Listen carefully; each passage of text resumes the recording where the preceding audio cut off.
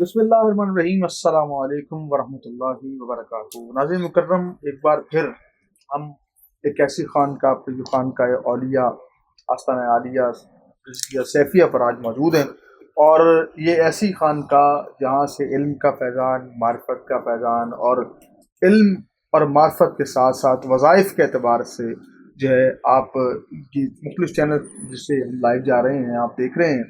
और साथ ही साथ आज जो वजीफ़ा हम क़िबला पीर साहब से पूछेंगे, यहाँ पर नशी हैं हज़रत पीर अबू नुमान रिज़वी साहब, आप तशरीफ़ फरमाएँ। आपसे हम जो आज का वजीफ़ा पूछेंगे वो बड़ा ही न सिर्फ मेरा बल्कि मसला आपका भी है, और मसला मेरा नहीं सारे पाकिस्तान का है। तो आप कहेंगे जी कौन सा मसला? वैसे तो बहुत सारे हैं यहाँ, लोगों को माशी भी हैं यहाँ पे जो है, लोगों को और बड़े सेहत की मसाइल, लेकिन सबसे बड़ा मसला है जी पैसा।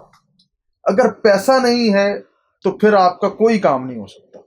और मैं अगर एक स्टेप आगे जाके बात करूं तो अगर आप तबलीग दीन की करना चाहते हैं, अगर पैसा नहीं तो वो भी नहीं कर सकते आप।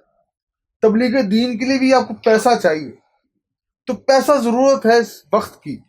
और आज हर बंदे से पूछें, वो अगर 2 लाख भी कमाता तो कहता बरकत नहीं है। कोई अगर 5 लाख कमा रहा उसका भी बना बरकत नहीं है। हमारे अली बुखारी साहब हैं, उनको जब पूछें वो कहते हैं मेरे काम में बरकत नहीं है। असल बरकत है क्या? बरकत मिलती कैसे है? पैसा जनरेट कैसे होता है? और अगर सूफिया इकराम के अगर दौर में देखें हम, और हम यहाँ पे हाजिर भी इस खानका पे, यहाँ भी जो फैज़ान सूफिया का है, यहाँ पर सैफी सिलसिले की बाहर नज़र आती है। अगर यहाँ भी पूछा जाए कि सूफिया के पास जो पैसा था बरकत वाला था, तो हमें क्या हो गया है कि हमारे जो ना पैसे होके भी बरकत नहीं है। अगर पैसे हैं तो आते हैं फौरन चले जाते हैं, रुकते नहीं। तो लोग कहते हैं पता नहीं किसी बंदिश कर दी। तो आज पीछे से पूछेंगे कि बरकत कैसे आती है और पैसे कैसे ठहर सकते हैं आपके वॉलेट में। तो आप बरकत वाला जो वॉलेट है वो मैं चाहता हूँ कि आज इस हवाले से बात की जाए कि बरकत कैसे आ सकती है, बरकत लाने के जो हैं वो तरीके क्या हैं। तो इस हवाले से इंशाल्लाह आज मैं चाहूँगा कि पीर साहब से हम जानने की कोशिश करें कि आखिर बरकत जो है वो लाने का फार्मूला क्या है। सूफिया क्या तालीम करते हैं? शहर लाहौर है, सूफिया का खत्ता है, दाता साहब का शहर है, और सूफिया तालीम क्या करते हैं। इस हवाले से आइए आपको लिए चलते हैं पीर साहब की जानिब, और उनसे इस्तिफादा हासिल करते हैं। वो हमें मुस्तफ़ीद भी करेंगे, मुस्तनीर भी करेंगे अपनी गुफ्तगू से कि हमें बरकत नसीब कैसे हो सकती है। ओवर टू पीर साहब, बिस्मिल्लाह। बिस्मिल्लाहिर्रहमानिर्रहीम। अस्सलामु अलैकुम वरहमतुल्लाहि वबरकातुहू।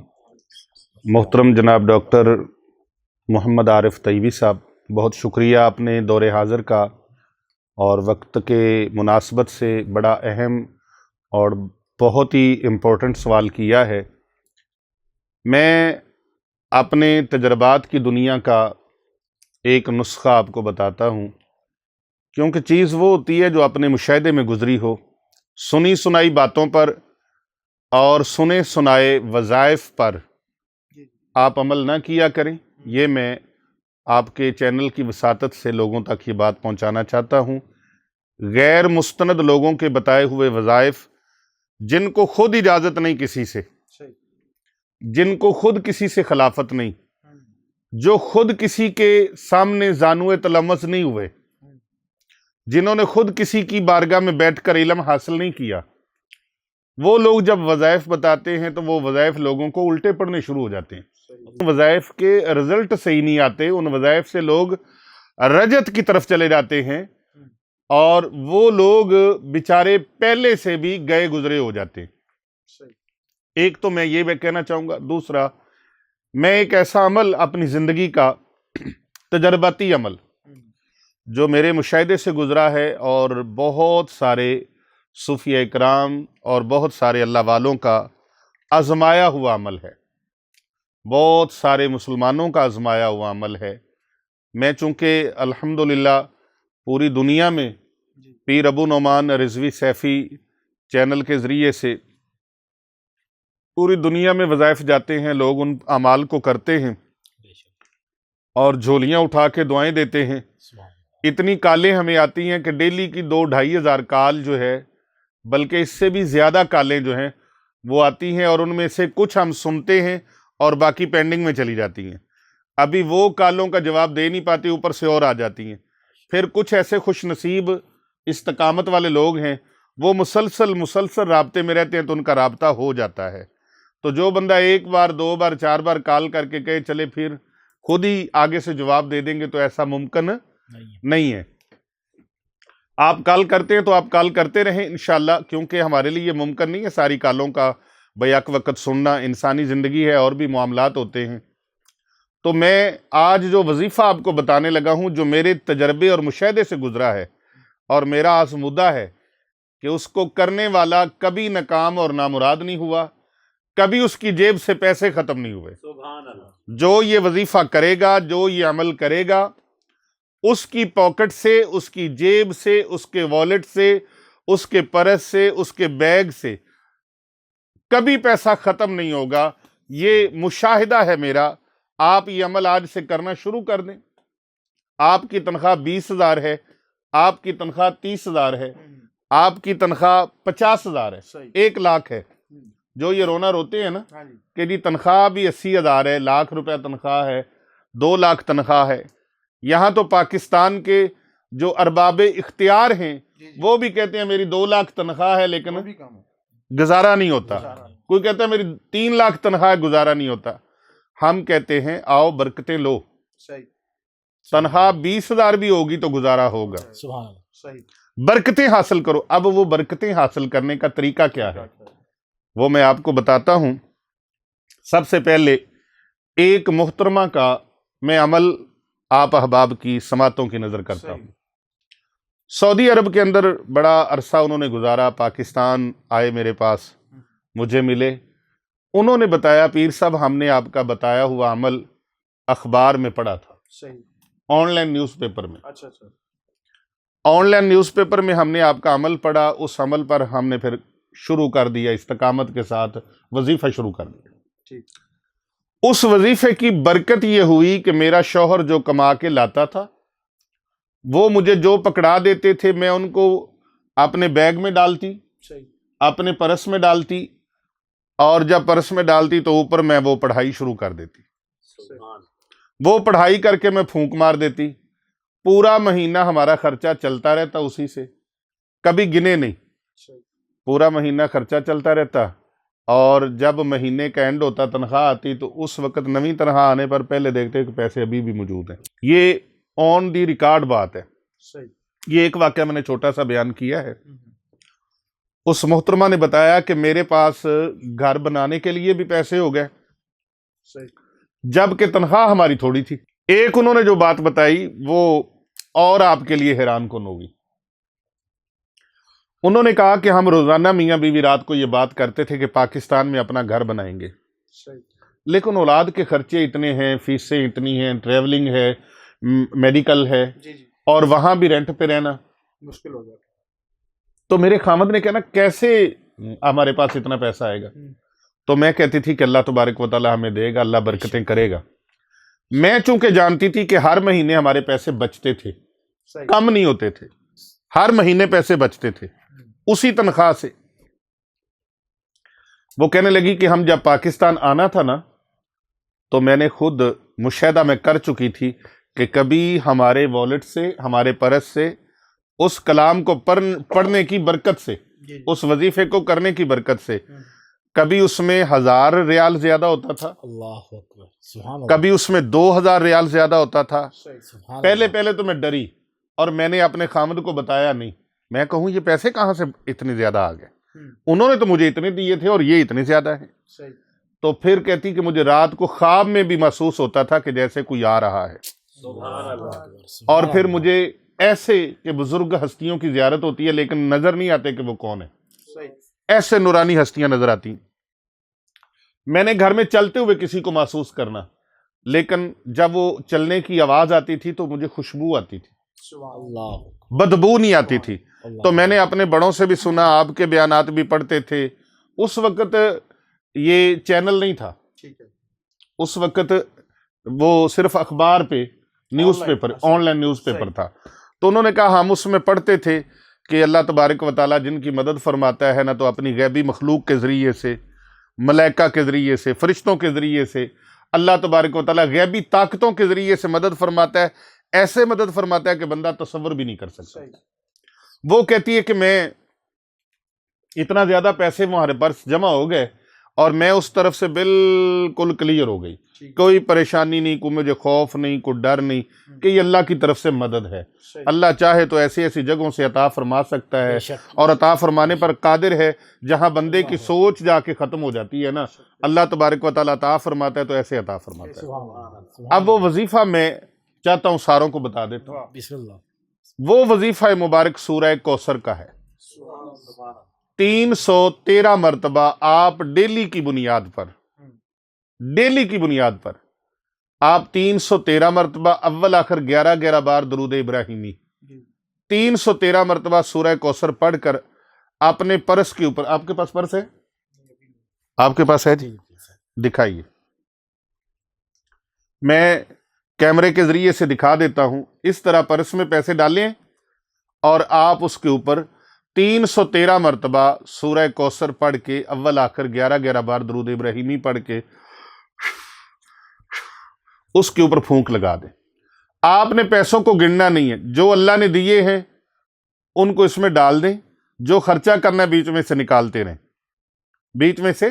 نکالتے رہیں۔ وہ ایک صحابی تھے نا رسول پاک صلی اللہ علیہ وآلہ وسلم کے، تو آپ سرکار ان کے گھر گئے تو آپ نے فرمایا چکی میں یہ گندم ڈالو، یہ جوار ڈالو اور آٹا بناؤ، اور وہ چکی چلتی رہتی تھی تو وہ آٹا نکالتے رہتے تھے۔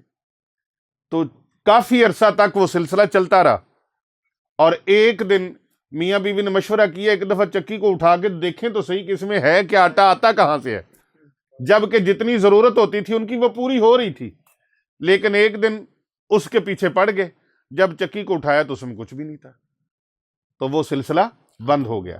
اور اسی طرح خیر و برکت کا ایک واقعہ، میں چونکہ ہمارے ایمانوں پر شیطان مسلط ہوتا ہے اور وہ وسوسے پیدا کرتا ہے، بے شک، یہ بیان سن کر بھی ہو سکتا ہے کہ شیطان آپ کو ورگلائے، وسوسہ آپ کے ذہن میں ڈالے بھی، یہ کیسے ہو سکتا ہے؟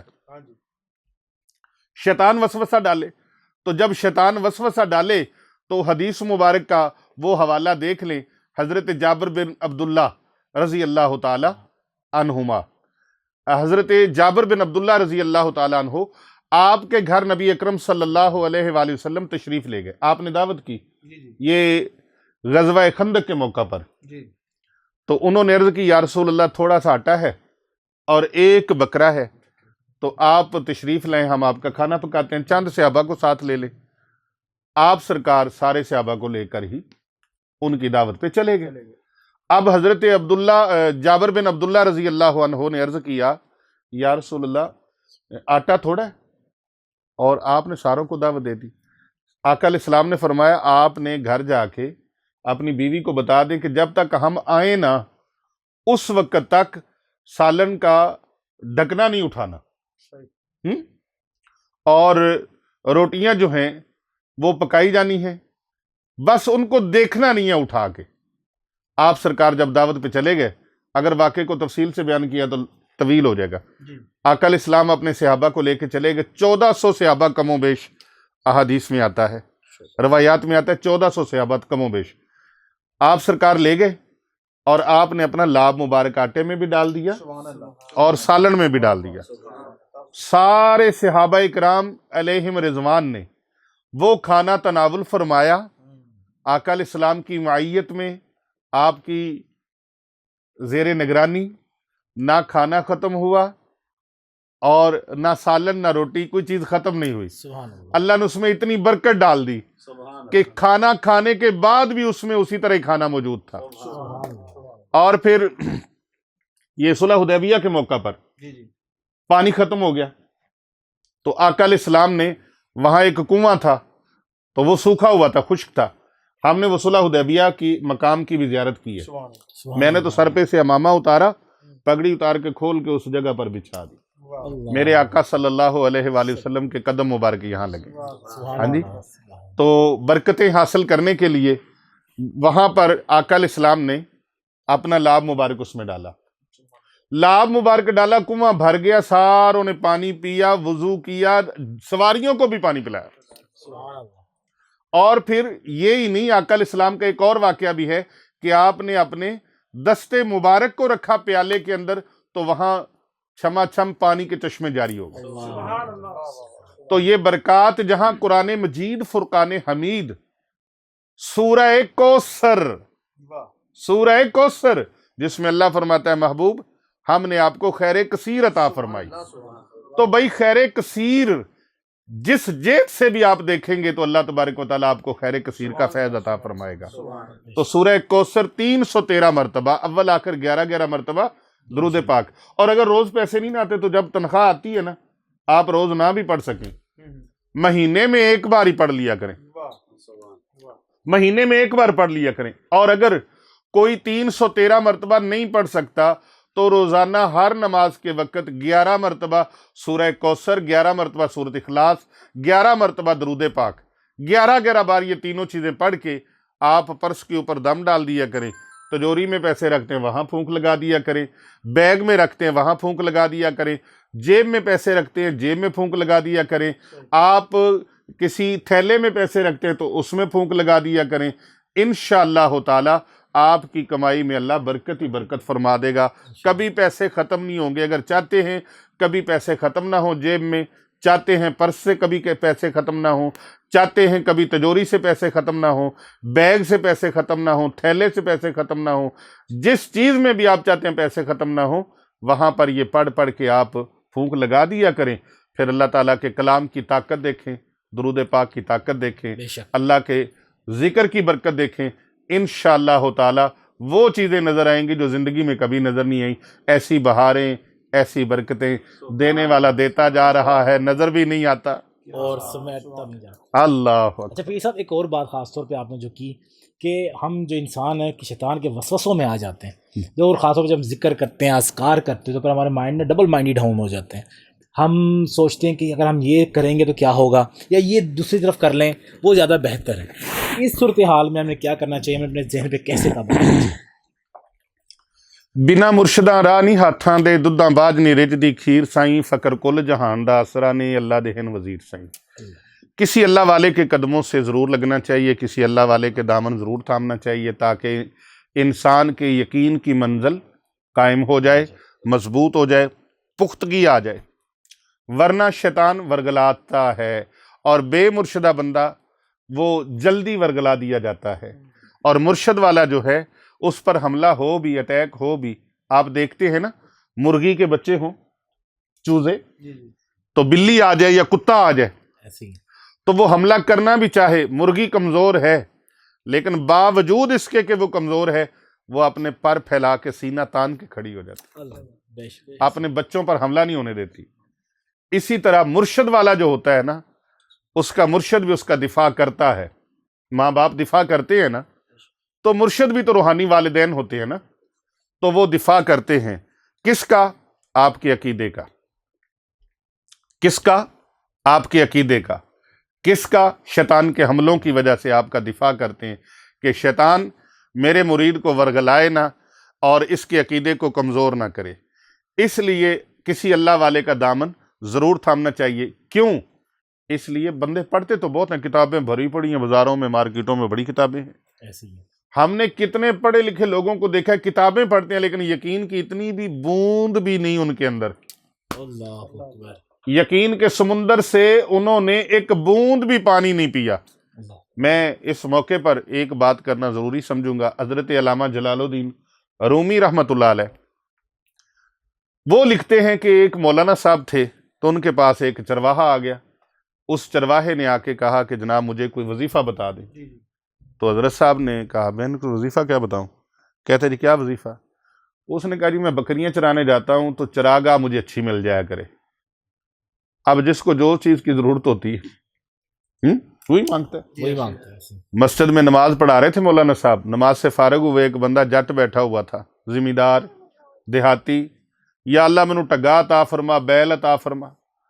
اس نے کہا اوے اللہ کے بندے ایمان مانگ اللہ سے، تو ٹگے مانگ رہا ہے، تو بیل مانگ رہا ہے۔ صحیح۔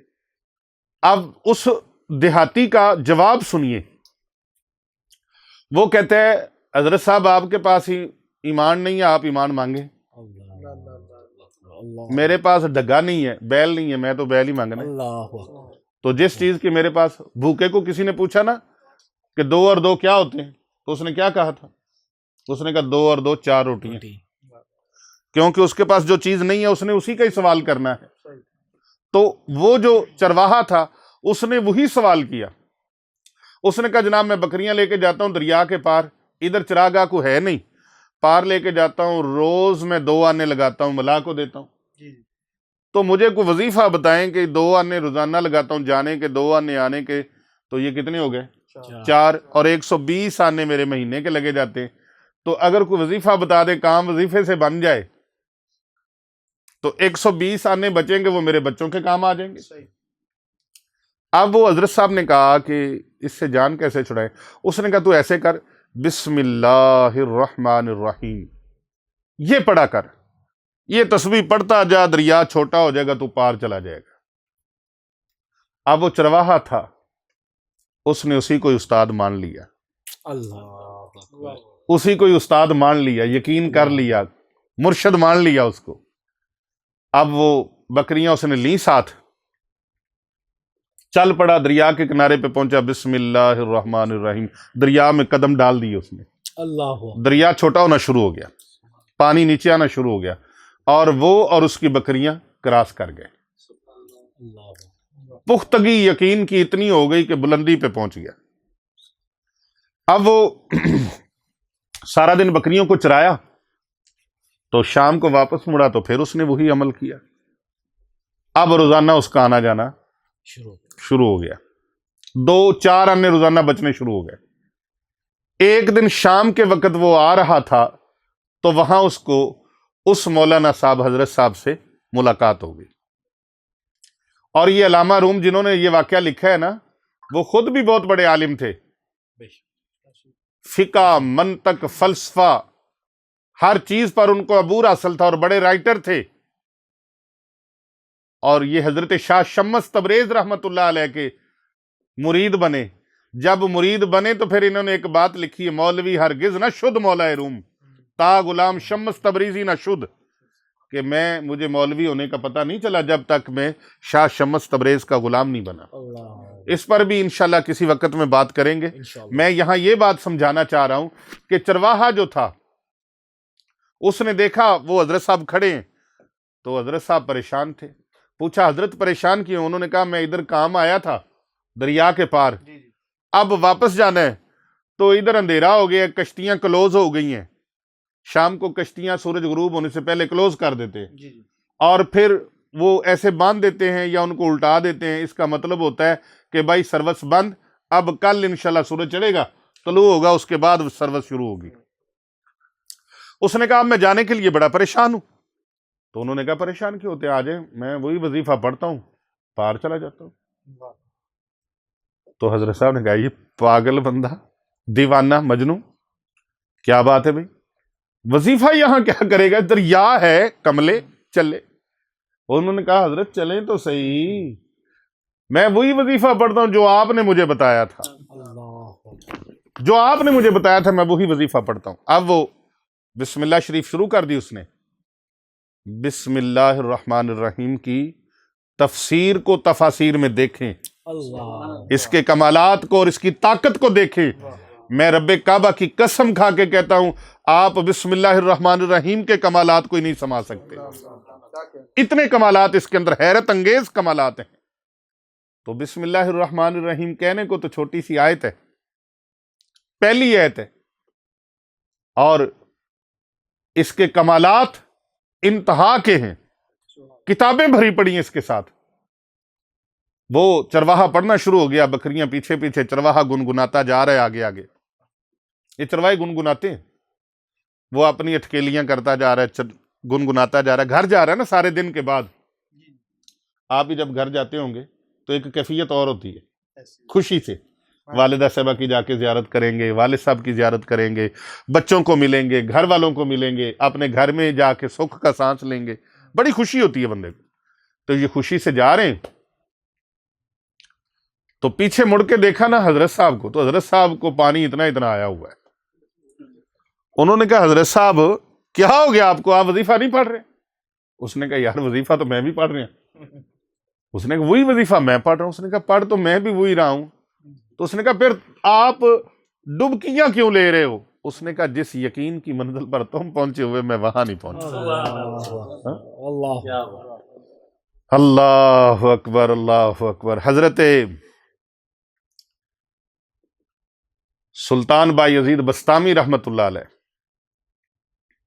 ان کا ایک واقعہ آتا ہے، لیکن اس واقعہ سے پہلے میں یہ بتا دوں کہ یقین کی منزل، کتنی خوبصورت بات کی اس نے، کہا کہ میں صاحب یقین نہیں ہوں، تم صاحب یقین ہو، تو تمہیں جو منزل مل گئی ہے وہ صاحب یقین ہونے کی ہے، میں اس منزل تک نہیں پہنچ سکا۔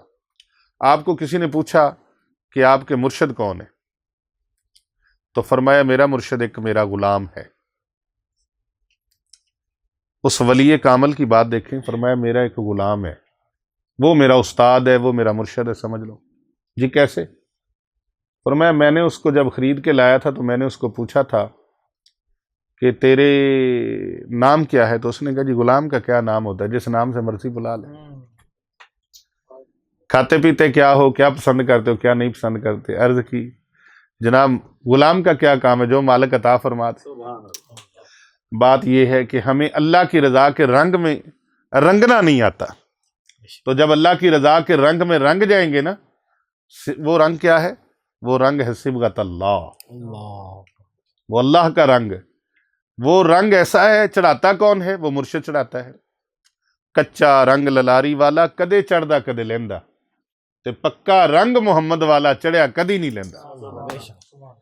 مدینے والے لاجپال کا رنگ جو ہے وہ مدینے والے کے غلام چڑھاتے ہیں، اور یہ رنگ ہے صاحب یقین ہونے کا، کہ آپ صاحب یقین ہو کے دیکھیں، اللہ کے کلام پہ یقین کریں، انشاءاللہ تعالی دونوں جانوں میں بیڑے پار